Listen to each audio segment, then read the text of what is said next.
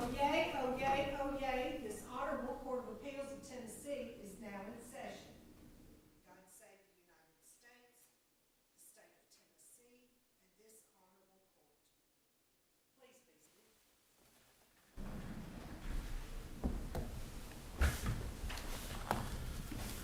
Well, good morning.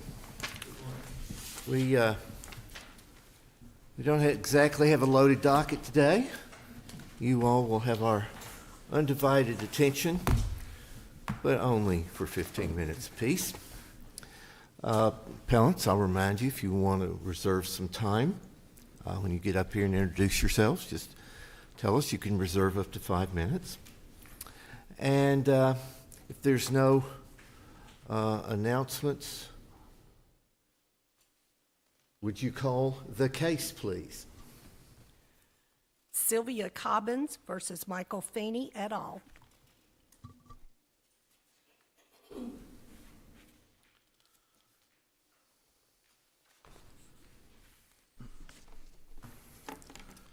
May it please God in this honorable court, my name is Shay Hasenauer, and I represent the appellant, Ms. Sylvia Cobbins. Will you please reserve 4 minutes for rebuttal? 4 minutes, okay. Thank you. We bring 4 core issues before the court today. The first is Ms. Cobbins' right to recognition of her prescriptive easement. She moved into her land September 23, 1999, and through 2020, she used a paved driveway that covers 2 lots frequently, 3 to 4 times per week, which is over 3,000 times over that time period. In fact, 3 neighboring lots all used this prescriptive easement for ingress and egress into their land. So it's continuous and open.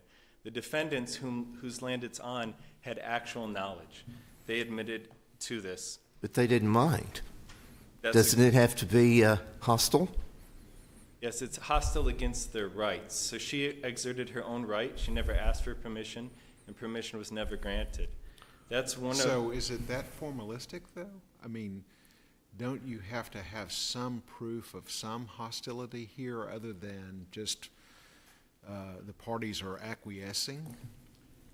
Well, knowledge and acquiescence, as the Supreme Court said in the Cumulus case, are part of the elements to prove a prescriptive easement. And when a party doesn't try to stop her whatsoever for 20 years, and then they get on the stand at court and say, well, in our own minds, we were fine with it, but you didn't ask her about it. You didn't say it was your right. You didn't say anything, and they just let her use it. That's a prescriptive easement, according to the Supreme Court in Tennessee. And it's the same situation as Phillips v. Schrader, which the court said against a similar argument. There was no permission given or granted. It's just self-serving statements of the owners saying, we knew about it, but we didn't do anything to stop it. And if you could make such a defense, then there's no such thing as a prescriptive easement in the state of Tennessee. What we have is open knowledge of her using it, and no one even questions her right to do so. And she's using it believing she has the right. So that's continuous, open, actual knowledge, acquiescence. Knowledge and acquiescence are part of the proof of prescriptive easement. The other area that needs correction from the trial court is the exclusive term.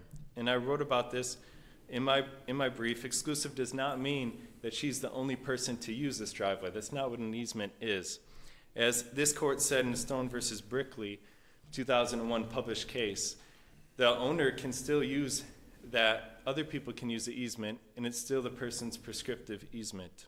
House v. Close from this court, another published case, said as much. It said the owner was using an area, it was still a prescriptive easement. So exclusive is she exerts her own right, meaning she uses it, she doesn't ask anyone, she doesn't receive or give permission, and that's an exclusive element for prescriptive easement. It doesn't mean she's the only one that can ever use this driveway. That's not what the element means. If she loses as to the 2 disputed areas, let's say you're right, though, on the prescriptive easement with the driveway. Don't we have a prescriptive easement essentially to nowhere at that point? And if she can't, where is she accessing other than the disputed areas using that driveway? Yes, Your Honor, that's a great question. So the prescriptive easement request is from the driveway into her backyard. So it would extend over her backyard, which would be the front area of adverse possession. It would continue through that. And as you can see in the briefing, she used that for years, and there were tire marks through it. It was so open and regular. And it's the disputed areas, one of the disputed, well, I guess both of the disputed areas that she would access using this prescriptive easement, right? Is there any portion of her property that's not within the disputed areas that she would access from this prescriptive easement that you're saying that exists? No, it goes over the disputed areas. Yes, in total. So it's an ingress and egress easement. The second core issue before the court today is her 7-year right to use an injunctive relief. So we requested that she be able to keep using the adverse possession areas. And this is a right to sue for injunction, as the Supreme Court noted in Tuggle v. Southern Tennessee. And this court cited in Michael v. Jakes that a person who uses for 7 straight years, continuous open meets the elements, can sue for an injunctive relief. They don't have to wait to be sued and then only use it defensively. There's a 7-year right to continue using. So since she began using in 1999, that right vested in 2006. And that was part of our request before the court. The court said it was merely a defensive right, which is not what the case law states. Teeples versus Key from this court in 1973 published, and Shearer versus Vandergriff from the Supreme Court in 1983 say owners cannot even come onto the land. They can't build something. They can't take anything off of it. This is a 7-year right to use. It's different from the title request, which is 20 years. It's a 7-year right to use, and that is a right to injunctive relief. So we requested 7-year and 20-year bases for injunctive relief, and the 7-year one I'm specifically speaking about protects her rights to continue using these areas. So I have a question about disputed area 1. The trial court concluded that somebody named Zach, a previous owner, had parked in this area. Do we know from the record where Zach parked within the disputed area? Is that established by the testimony? Yes, Your Honor. It's on brief page 31 and transcript page 283. There's a picture in that shows clearly where this person, who was a predecessor owner of defendant Zarir, parked, and it's above the prescriptive easement. It's on his own property. It's not in the disputed area at all. That's why that finding is incorrect. And I shift around the pictures to do side by side. I highlight the areas to make it as clear as can be. That he did not park. He did not park in the area. I'm sorry. That's Exhibit 32. I'm sorry. That's Exhibit 32, brief pages 69 through 71, and trial transcript page 41. So he did not park there, and I show a side-by-side of one of Ms. Cobbins' guests parking there, which is in the disputed area. So her guest parked in the disputed area. She put a shed in the disputed area. And there's this one picture, and it's the predecessor owner parking on his side of the land. So they never went in the disputed area at all. And Mr. Zarir even says... Is that the only evidence in the record as to Zach's park? Absolutely. And it wasn't discussed at trial, which was surprising for us to find it in the record. But the briefing sets it clear. And Mr. Zarir, who owns that area, acknowledges that a fence was built later on, which is his fence. It's another important clarification. We never say that this vertical fence is our fence. It's his fence. And on the right side, if you're viewing the pictures, is Mr. Zarir's property. The left side is the strip of disputed area.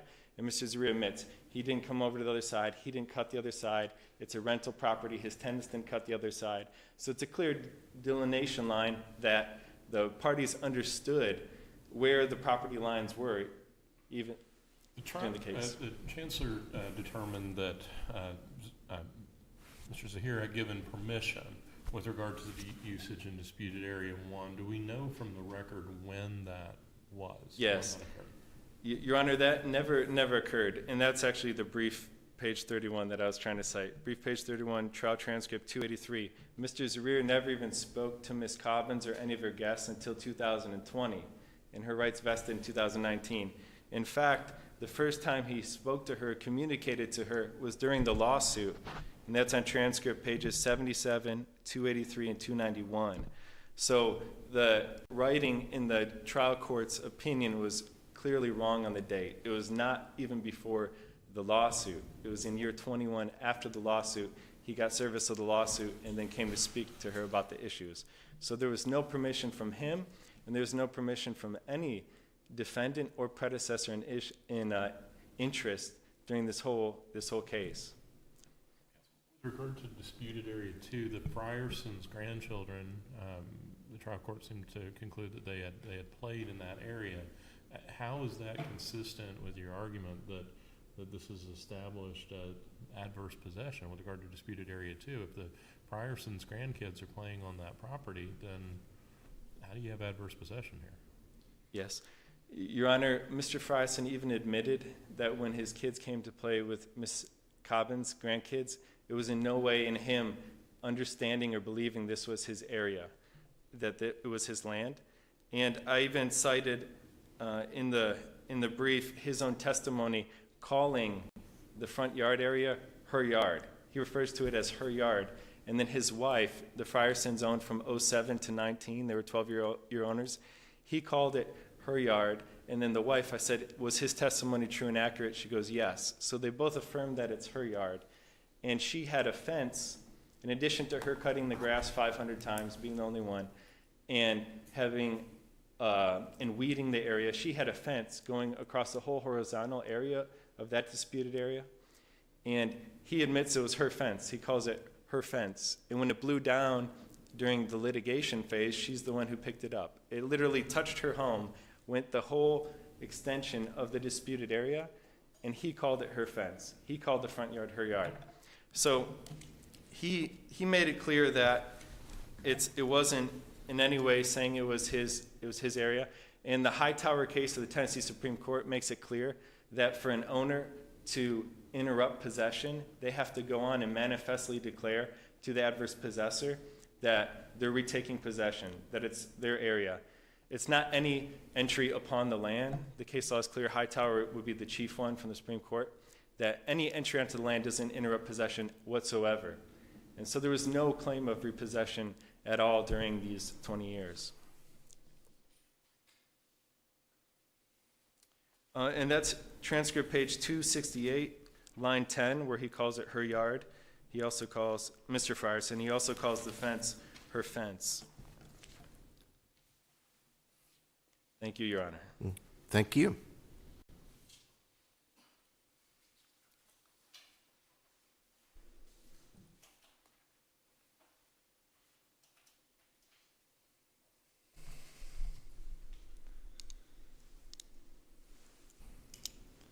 May it please the court, my name is Tom Feeney. I represented Michael Feeney and Davis Cole at trial. I represent all three defendants on appeal. I ask you today to affirm all findings of fact and conclusions of law stated by Chancellor Martin. As you know, this is a common law adverse possession case. The burden of proof the plaintiff had at trial was clear and convincing. To be clear and convincing, of course, proof must create a firm conviction or firm belief in the trial judge. Here, the trial judge applied the standard and found plaintiff did not meet her burden.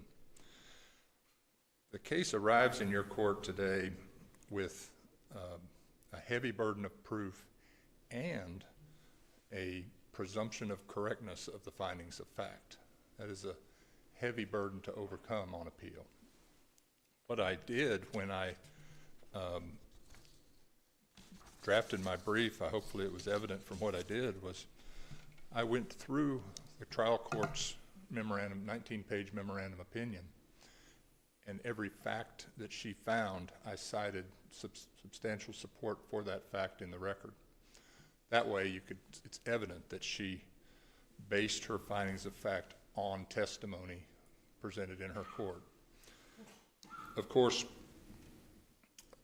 comments like, hey, he said her land, or he said her fence in one point, or some single line in the case, that overlooks the fact that this trial judge saw the witnesses, evaluated the witnesses, and had the ability to, as the case law says, observe the demeanor of the witnesses testifying. She knew this case. Once she heard all these witnesses, she knew this case. She knew the demeanor, and she evaluated it appropriately. Counsel, I have a question about the conclusion as to the prescriptive easement here on driveway. With the Chancellor's rationale in this case, is it possible to establish a prescriptive easement over a jointly used driveway, or is the rationale that's being applied here essentially render it legally impossible to establish an easement where we've got a joint use driveway? Good question. I think that the case law addresses it by saying that it has to be adverse, not permissive. So once it is permissive. Is there any permission granted in this case as to using the driveway? Is there any finding that there was permission granted, express permission granted? The testimony was not, okay, Ms. Cobbins, you can use my driveway. There was no, I don't think there was any conversation like that. But it was Ms. Cobbins' own testimony in the case that everybody used the driveway. It was permissive to everyone. There was nothing adverse or hostile about that. It was. What's inconsistent with that, though, with the idea of a jointly used driveway, that we all have an ownership interest in the driveway, and that she has the ability, she has an easement interest to be able to travel over the same route that the other homeowners have, and she's not asserting a right to exclude them from being able to pass over the driveway. She's asserting a right to be able to use it herself. Well, she's asserting a right to drive up the driveway so she can turn into the grass, cut across their grass, and go into her backyard, and which she had been doing, and other people had been driving up that driveway and parking. Other people had been parking halfway up the driveway. It was just an open area, and the testimony became clear that from day one, 99, when she moved in, the area was open for everybody to use. Now, could I tell you that my client went out there and said, okay, this is my driveway, you can use it, but only because I'm letting you?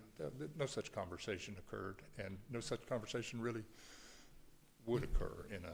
With regard to the conclusion as to relatively small in this case, the Chancellor concluded this isn't a relatively small area.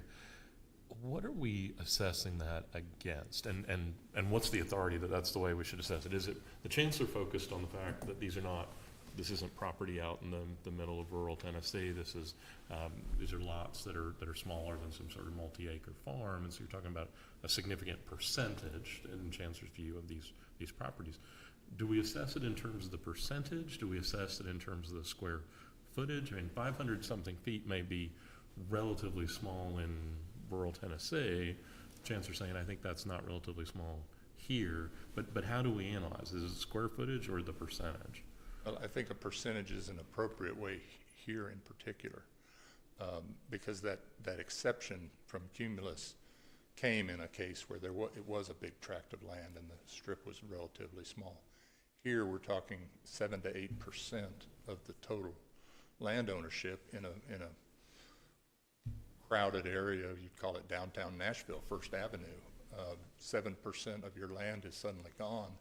That's significant, particularly when it's right at your driveway, where you would open the car door and stand on it to get out of the car. It's a 7 to 8% on this lot is a significant percentage. And I think it's 8% on Mr. Feeney's lot and 7% on Mr. Zarir's lot.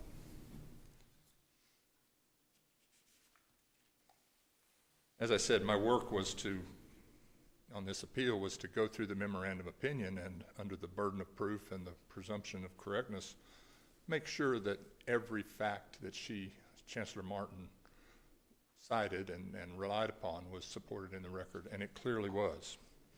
Now, the conclusions of law reviewed de novo,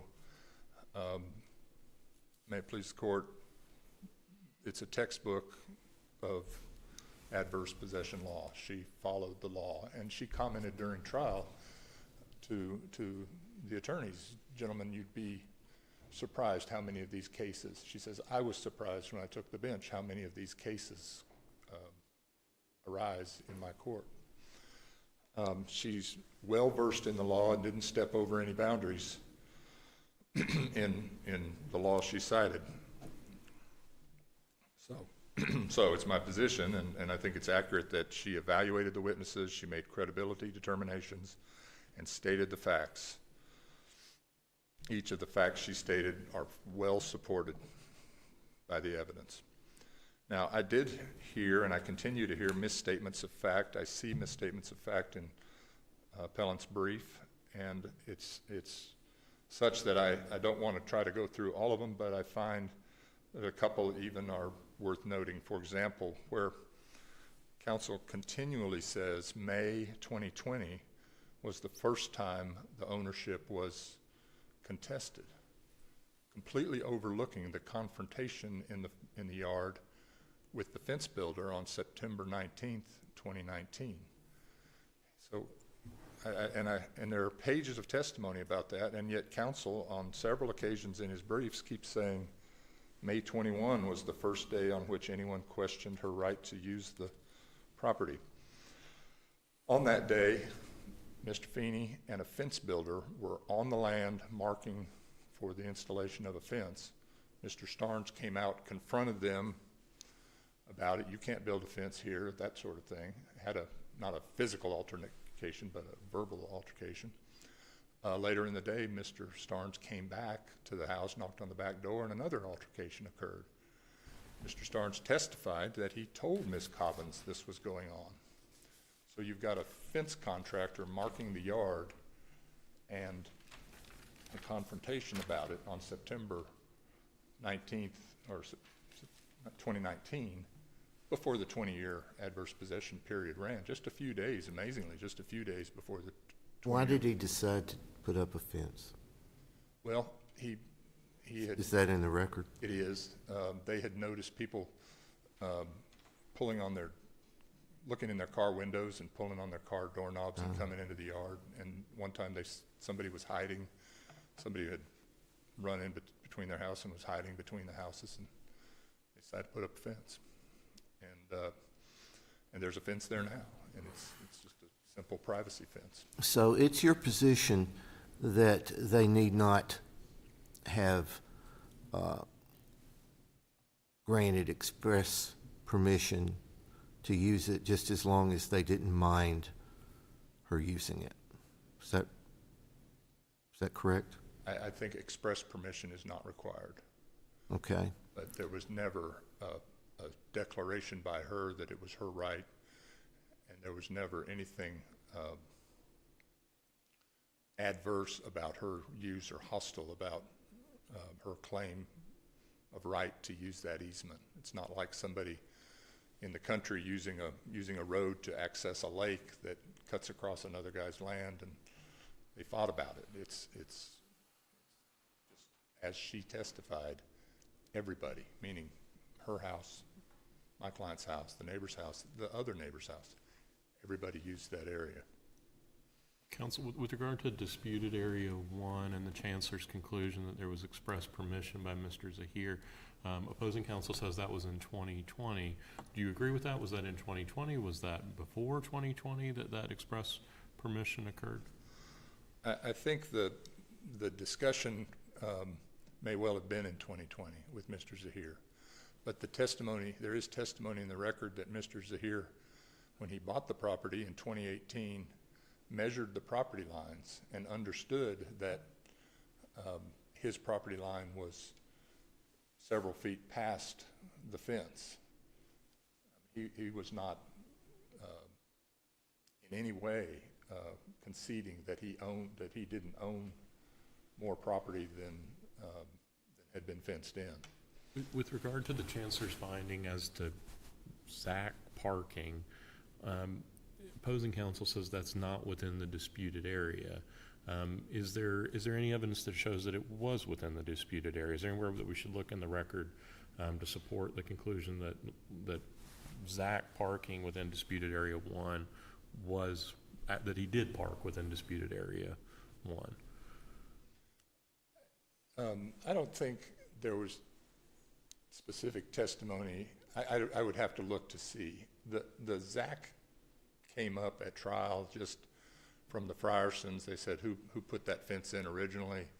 The original owner, or the last owner, was his name, I think the testimony is, I think his name was Zach. He put it in there, and then later on, there's some photographs came up, and they said, well, that's not my car, that's Zach's car. But it's not as though the testimony was, that's where Zach always parked. It just You would happened agree to that show in a photograph. the picture is the critical piece of evidence or the evidence in terms of where Zach was parking, is the picture is what provides, insofar as there is evidence about where he parked, that's the evidence that we have in the record. That's the evidence that we have, that Zach parked there on one occasion. Okay. That's really, it just came up at trial that. And there's no other testimony that Zach was parking in these spots regularly. It's really, it leans on that photograph. I think that's right. Another example of misdirection where they avoid this whole confrontation about the fence is in the reply brief. They talk about the seemingly cross-examining my client about when the survey was drawn by Mr. Walker. The survey was taken by Mr. Walker in 2020 after the fence dispute between September 2020 between September 2019 and early 2020. He took the survey. He actually drew the survey and published it for us to use in his exhibit for trial purposes.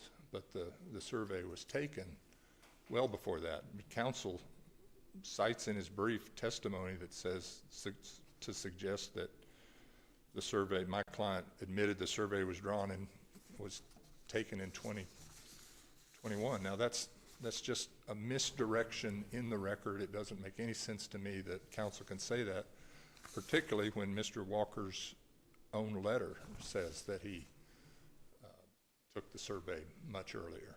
The survey came around because of the fence dispute. It's not an important fact, I think, for the case. It's just to show these allegations of fact are not accurate and reliable in the brief. The most important exhibit, and I'm running out of time, is Exhibit 8, which is a letter written by plaintiff herself, although at trial she denied writing the letter. Before counsel was involved, she affirmed the property lines and said the only reason you can't build a fence is because of the HUD guidelines. Only after counsel got involved did it come up that this was a claim of, she claimed ownership, or that her boundary was somehow being affected by the fence. She denied the letter. Chancellor found that she was not to be believed on this point. I'm out of time. I apologize for stepping over a few seconds. Happy to answer any additional questions. Thank you. No questions. Did you reserve time? Yes, 4 minutes. 1 minute, okay. 4 minutes. 4 minutes? Yes. Okay, sorry, I missed that. Yeah, absolutely. So the first point of clarification, that hostile under the case law is not malice or anything ill like that. I put that in the brief. It means that you're using another person's area. That's all it is. There doesn't have to be any conversation, any malice, nothing like that. So that's what hostile means under these claims. The second thing is that the first time Ms. Cobbins was ever approached about any questioning of her rights is May 2020. May 2020, someone came and did markings, and then they wrote her a letter. Her rights vested September 23rd, 2019. Her rights had already vested. That's the first time she was ever questioned, ever spoken to. The alleged conversation with Mr. Starnes, he clearly says, I put this in reply brief, page 18. It's also trial transcript 171, 72, 505, and 507. The first time he spoke to any of the neighbors was 2020. There wasn't a conversation in 2019. And the defendant who alleges they spoke to Mr. Starnes, who isn't the owner, by the way, in 2019, that defendant on the stand says, to be honest, I have a horrible memory. Those are the words from his mouth. So there was no conversation. More importantly, for legal significance, they have to make an exertion of right to Ms. Cobbins, the owner, That's directly from Hightower. They must clearly indicate, and I'm quoting, to the adverse occupant that the owner intends to repossess the land. The owner must reinstate himself in possession. So there was no conversation at all, Ms. Cobbins, whatsoever in 2019, only in 2020, and they left her in possession. They talk about these letters and things afterwards, So just not minding that she used it can cost them their land. Absolutely, that's acquiescence. That's adverse possession to a T, in prescriptive easement to a T. Just knowing your rights are being violated, not taking any action, not going to court, not calling the police, not doing anything. That is So absolutely. that's one of those no good deed goes unpunished deals. No, it's being lazy on your rights. This is the common law for years and years and years. If you sleep on your rights while someone's using it, and in this case, the truth in this case is, and this is clear in the adverse possession prescriptive easement law, that Ms. Cobbins, this was advertised to her, I put this at the beginning of my principal brief, this was advertised to her as her land. When they show her side of the house, they show the fence being hers and this strip's being hers. Counsel, a question with regard to, with statutory intersection here rather than Yes. common law. So we've got the statute at place with regard to tax paying on the property, and then we've got the carve out relatively small. Same question asked opposing counsel. How do we understand what's meant by relatively small? And we could look at it and say, well, that's a significant percentage. We could look at it and say, well, that's a relatively small piece of property we're talking about in terms of square footage.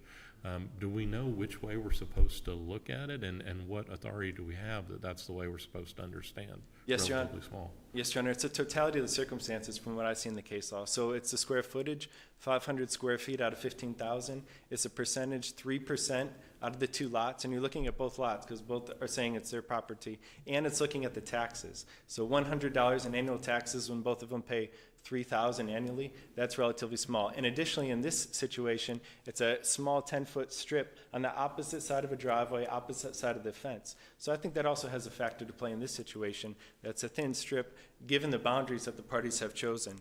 So we have 9% being relatively small in Sweeney, 9% in Quarles. We have 3.5% in Holtzclaw, where the parties just conceded was relatively small. And Bensdorf from the Supreme Court and Star Entertainment all said there's no magic bar for urban lots. In my last 10 seconds, I would like to say, for our injunction, we expressly request that her shed is allowed to stay, that anything they built in violation of her rights after the case must be removed in accordance with the case law. And we have a motion that was expedited motion in the trial court that's pending before this court as well to further that, what we claimed in the complaint when we have there, so that there won't need to be a return to the court regarding her injunction rights, because she has a right to use this land freely. Anything they put afterward must be removed. I thank you. I thank the court for your time. Thank you both.